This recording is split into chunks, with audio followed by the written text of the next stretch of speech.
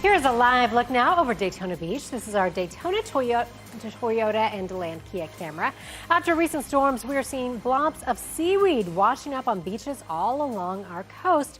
And experts say it's exactly what some areas need. Now, the smell might not always be pleasant, but News 6's Molly Reed shows us how the seaweed may actually prove to be helpful. Here in Volusia County, the beaches took a huge hit from last year's hurricanes, with several dozen feet of beach eroding and washing back out to sea. But these experts say as the sargassum washes up, the seaweed is actually going to help these beaches rebuild.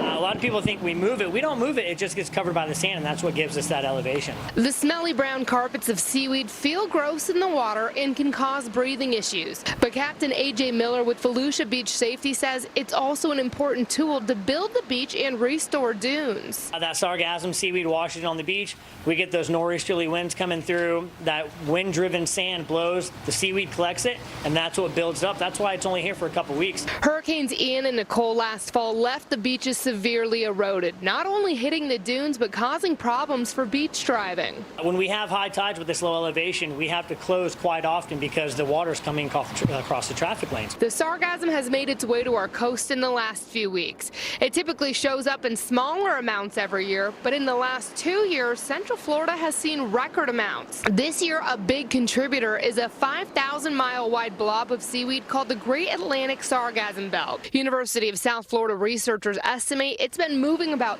13 million tons of sargassum towards Florida. It mixes around, it gets in the Gulf Stream, and then it slowly pushes in depending on what type of currents and tides that we have. Those researchers predict beaches in the Caribbean and Gulf of Mexico will see the most. Some counties in Florida are working to get it off their beaches already, but Miller says in Volusia they will keep it here. Not only building up the sand dunes, but building up the actual beach elevation. It's going to allow us to keep beach access open longer because that tide's not going to come up as high. In Daytona Beach, Volusia County, and Molly Reed getting results, News 6.